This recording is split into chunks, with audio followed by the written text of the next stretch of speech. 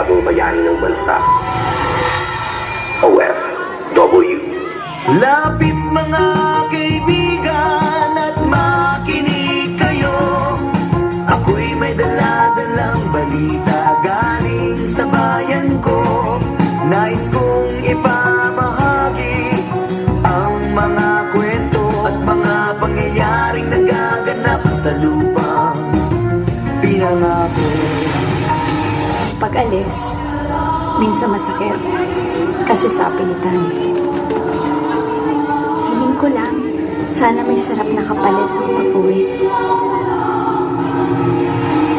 Sa akin ko lang, mag-aral kang mabuti.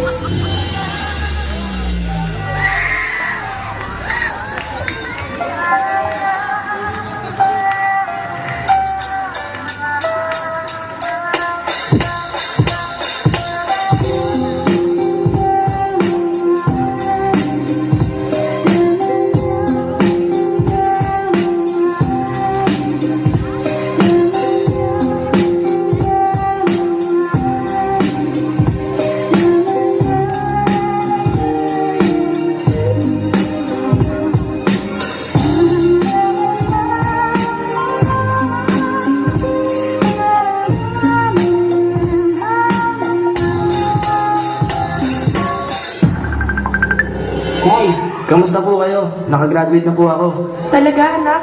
Masaya ako para sa'yo. Miss na miss na kita, Nay. Nagdesisyon na umalis doon sa lupang sinilangan. Hawak ang mga pangarap kahit merong alinlangan. May mga taong di kinaya at nadama ay kalungkutan. Merong ding buhay tinapos pagkat di na nakayanan. Kaya bago ko tapusin ang awitin na to, nais ko lamang na itipabatid sa iyo na ang ginhaway parating na OTW. Kaya mabuhay ang lahat ng mga OFW. Iimbestigahan ng Department of Foreign Affairs ang kaso ng isang Pinay na natagpo ang patay sa loob ng isang hotel sa Jeddah, Saudi Arabia.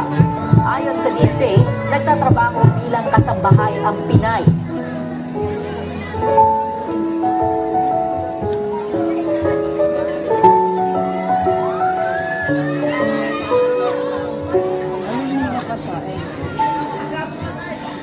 Mama, kamusta na di na tayong lagi nakikita? Miss na kita sobra.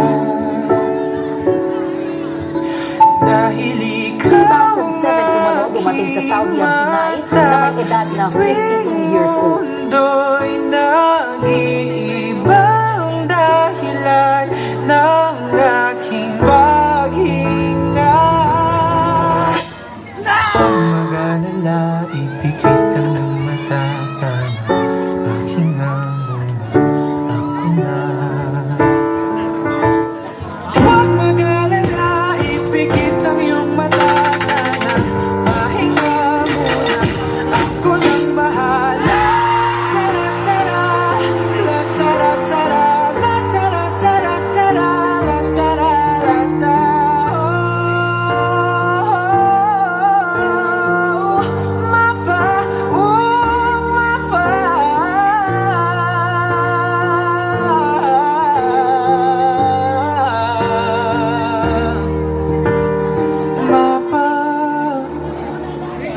Pahinga na muna